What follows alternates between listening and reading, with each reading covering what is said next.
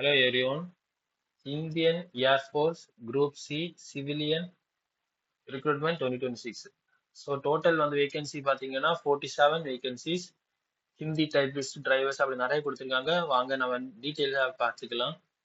இது வந்து இன்னும் அப்ளிகேஷன் வந்து இது வரைக்கும் ஓப்பன் பண்ணல. அப்ளிகேஷன் எப்போ ஓப்பன் பண்றாங்கன்னா 2/5/2026 இருந்து 1/6/2026 வரைக்கும். ஜஸ்ட் இது ஒரு பேப்பர் கட்டிங், எம்ப்ளாய்மெண்ட் நியூஸ் பேப்பர்ல போட்ட பேப்பர் கட்டிங், ஓகேவா? ஸோ இது வரைக்கும் வந்து அப்ளிகேஷன் ஓப்பன் பண்ணல. ஜஸ்ட் நீங்க கொஞ்சம் எச்சரிக்கையா இருக்கிறதுக்காக தான் நான் இப்பவே போட்டுறேன். ஓகே, எம்ப்ளாய்மெண்ட் நியூஸ் பேப்பர்ல என்னைக்கு போட்டிருக்காங்கன்னா 2 May 2022ல இருந்து 8 May 2026 வரைக்கும் உள்ளது, ஓகேவா? ஸோ அதை வந்து இப்பவே அவங்க போட்டுட்டாங்க. நெக்ஸ்ட் வீக்குக்குள்ள எம்ப்ளாய்மெண்ட் நியூஸ் தான், பட் அதை வந்து இப்பவே அவங்க போட்டுட்டாங்க, ஓகேவா? ஸோ வாங்க கொஞ்சம் டீட்டெயில்டா பாத்துக்கலாம். இது யார் அப்ளை பண்ணலாம்னா இந்தியன் சிட்டிசன்ஸ் அப்ளை பண்ணிக்கலாம். தி வெப்சைட் indianairforce.nic.in. அப்ளிகேஷன் மோட் வந்து பாத்தீங்கன்னா ஆஃப்லைன்ல தான் நீங்க அப்ளை பண்ண முடியும். அது எப்படி அப்ளை பண்ண முடியும்னா by post to the concerned air force station unit.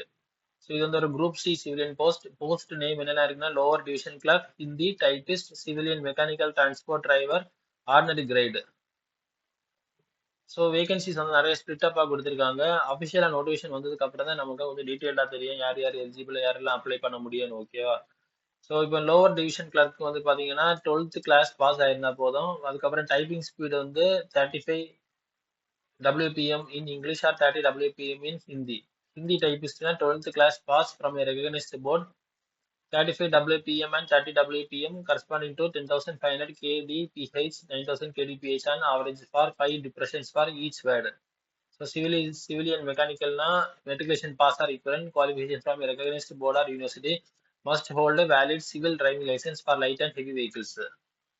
So general category na 18 to 25 years, OBC na 3 years relaxation, SC/ST na 5 years relaxation, person with disability na 10 years relaxation, ex-serviceman na full period of continuous service in armed force. So departmental employees na up to 40 years, departmental employees SC/ST na up to 45 years வரைக்கும் உள்ளவங்க apply பண்ணிக்கலாம். So இது வந்து எப்படி இவங்க scrutinise பண்றாங்கன்னா scrutinise of application, age limit, minimum qualification, documents and certificate by the respective unit before calling candidates for the written test. Okay, அதாவது ஒரு ரெஸ்பெக்டிவ் யூனிட்ல உங்க ஏஜ், அதுக்கப்புறம் உங்க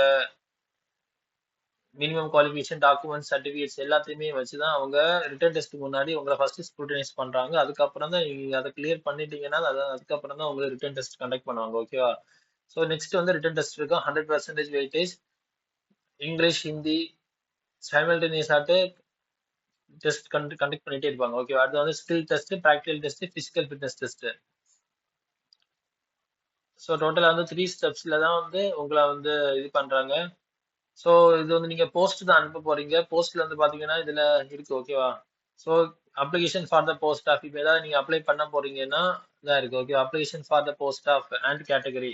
ஸோ அதை வந்து டேஷன் கொடுத்துருக்காங்க பாத்தீங்களா? நீங்க அதுல வந்து எழுதிக்கோங்க, சரியா? என்ன அப்ளை பண்ண போறீங்க நான் சொல்லிட்டு அதுல எழுதிக்கோங்க. எழுதுனதுக்கு அப்புறம் அட்ரஸ் வந்து நீங்க இங்கிலீஷ் இல்லைன்னா ஹிந்தில தான் நீங்க எழுதணும், ஓகேவா? ஸோ இதுல வந்து அட்ரஸும் கொடுத்துருக்காங்க.